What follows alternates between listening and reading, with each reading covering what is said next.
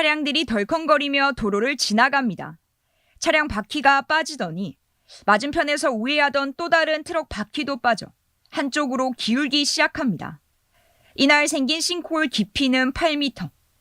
다친 사람은 없었지만 평소 시내버스가 오가는 도로라 큰 인명피해로 이어질 뻔했습니다. 실적으로 땡기다가 빠지면 뭐 사실 저 큰 차가 저 정도 같으면 만약에 소형차나 승용차 같으면 사람이 생명도 왔다 가지.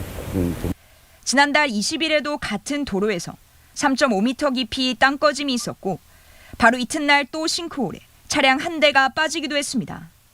올해 들어 사상 하단선 공사 구간에서 발생한 땅꺼짐 현상만 8번째로 지난해와 합치면 11번에 달합니다.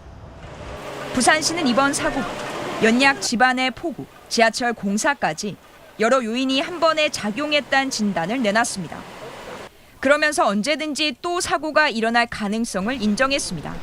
이 주변 지반이 워낙 약하고 또 그 대형 공사가 이루어지고 있기 때문에 언제든지 발생할 개연성이 있습니다. 그래서 문제는 피해를 막을 방법이 현재로선 명확히 없다는 점입니다.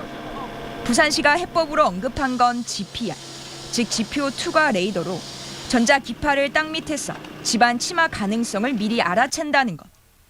하지만 지난달 땅 꺼짐 이후 부산시는 이미 이 일대에 GPR을 통한 전수조사를 실시했지만 이번 사고를 막지 못했습니다. 90% 이상 신뢰도를 가지고 확인할 수 있는 범위가 1.5m 정도까지밖에 안 됩니다. 2m, 3m, 4m 내려갈수록 판별하기는 상당히 어려운 문제점들을 가지고 있습니다. GPR의 한계가 분명한 가운데 이를 보완할 3D 장비나 인력 확보 등에 대해선 방안을 내놓지 못하고 있습니다. 인근 관로의 상시 점검과 정비 등 이미 앞서 여러 차례 언급된 대책을 다시 내놨을 뿐입니다. 부산교통공사 역시 책임 논란이 일자 지난달 말에야 정확한 원인을 찾겠다며 용역에 착수했지만 이번에 사고가 난 209는 사고 뒤에야 조사 대상에 포함됐습니다. 사상 하단선 지하철 공사 완공 시한은 오는 2026년. 아직은 정확한 원인도 모른 채 명확한 사고 예방 대책도 없이 반복되는 사고에 시민 불안만 커지고 있습니다. MBC 뉴스 조민입니다. 도로 한쪽에 금이 가는가 싶더니 간격이 벌어지고 아스팔트 조각이 떨어져 나가면서 커다란 구멍이 생깁니다. 7m 너비의 대형 땅꺼짐이 생긴 곳은 도시철도 사상 하단선 109 구간. 올해 공식 확인된 땅꺼짐 8차례 가운데 109 구간에서 6차례가 발생했습니다. 정확한 이유가 뭘까? 부산시는 우선 8월 20일과 21일 발생한 땅꺼짐에 대해 조사했는데 모두 지하 매설물이 원인이라고 밝혔습니다. 8월 20일에는 오수관누수로 차수벽이 무너졌고 여기서 발생한 수압으로 인해서 차수벽에 구멍이 생기고 그다음에 또 불창면 밑에 입자가 물과 함께 빠져나왔다. 21일에는 우수박스 불량으로 사고가 났다는 겁니다. 부산교통공사는 땅꺼짐의 원인으로 지적된 지하에 매설물이 있는지도 몰랐다가 뒤늦게 공사 중 알게 돼 공법까지 바꿨던 사실도 드러났습니다. 8,200억 원이 넘는 대형 공사인데도 설치한 지 10년밖에 안 된 오수관로 하나 제대로 파악하지 못했다는 비판이 제기됩니다. 가장 기본적으로 거기에 어떤 것들이 매설되어 있는지를 먼저 확인하고 했어야 되는데 누락하거나 아니면 대충 했다면 이후에 똑같은 상황이 재발될 수 있기 때문에 엄중한 조사와 처벌이 좀 뒤따라야 한다고.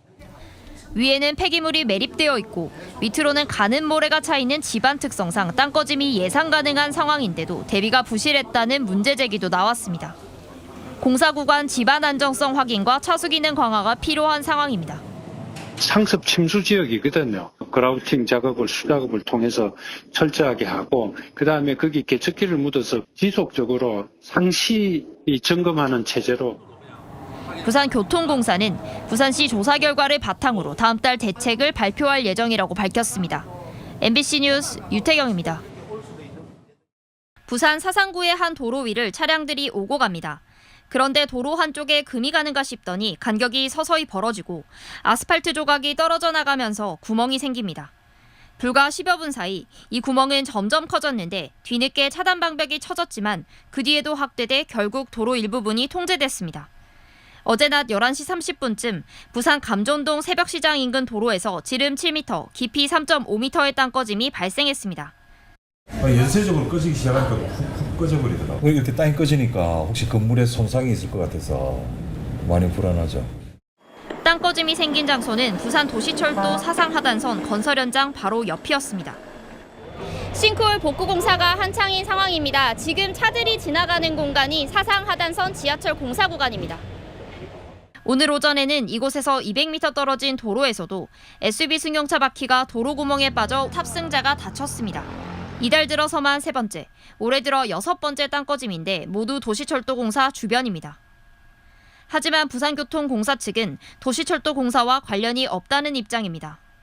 우리 공사 때문이다. 이렇게 단정적으로 말하기보다는 복합적인 원인이 있고 해. 앞서 부산 사상구청이 이미 지난해 5월 공사 현장 인근 건물에 균열이 생기고 있다며 원인 조사와 대책 수립을 요청했지만 아직 답변도 받지 못한 상태입니다. 공사가 시작된 지 벌써 2년째. 잇따른 땅 꺼짐에 부산시와 유관기관은 뒤늦게 대책을 마련하겠다고 나섰는데 시민들은 여전히 불안해하고 있습니다. MBC 뉴스 유태경입니다. 달리던 차량이 갑자기 빠지고 또 다른 트럭도 한쪽으로 기웁니다. 지난 9월 사상 하단선 공사 현장에서 발생했던 대형 싱크홀입니다. 싱크홀 사고가 난 지 이제 한 달 반 정도가 지났는데요. 뻥 뚫려 있던 지하 공간을 토사로 가득 메운 뒤 그 위로 대형 철판을 덮었습니다. 이곳의 싱크홀 현상은 지난해부터 나타나기 시작했는데 올해에는 무려 8차례나 있었습니다. 곳곳이 싱크홀 지뢰밭이었던 셈입니다. 사상 하단선 공사 전 현장 점검과 집안 조사를 하고도 사고를 예상하지 못했던 이유는 뭘까? 먼저 매립지라는 특수성을 무시했기 때문이라는 지적이 나옵니다. 인근에 철강 업체가 몰려 있어 매립지 위로 철강 수십 톤을 실은 화물차들이 오가며 집안을 누르고 있는데도 면밀한 조사가 부족했다는 겁니다. 촘촘하게 하면 더 안전하게 할 수 있는 건데 입지라는 특수성이 있는 이런 데는 좀 더 촘촘하게 해야 될 필요가 있을 것 같은데. 국토부에다 적극 건의해서 조금 더 그런 부분이 반영될 수 있도록 노력하겠습니다. 레이저로 집안 상태를 살피는 지표 투과 레이더, GPR 장비에 대해서도 의문이 제기됐습니다. 실제 발생한 8m 싱크홀을 감지하기란 애초부터 역부족이 아니었냐는 겁니다. 10개의 싱크홀을 한 개도 못 잡아냈죠. 네, 그렇습니다. 못 잡아냈죠. 그러면은 GPR이 무용지물입니까? 굉장히 좀 부실한 흉토제들이 많이 들어갔기 때문에 GPR이 사실은 하기에 한계가 있는 부분이 좀 있지 않았느냐라고 생각을 합니다만 무용하다고 볼 수는 없을 것 같고 오히려 조금 더 강화를 하는 게 어떻겠느냐. 사상 하단선 건설 공사는 공기가 2차례 지연돼 준공이 2026년 말로 미뤄졌는데 목표대로 된다 해도 문제입니다. 사상역을 환승할 때 게이트를 2번이나 통과해야 하고 환승 구간이 160m나 돼 특히 노약자와 장애인은 불편을 겪게 되는 상황. 시민들은 싱크홀에 대한 불안감이다 환승 통로 불편까지 감수해야 합니다. MBC 뉴스 김윤아입니다.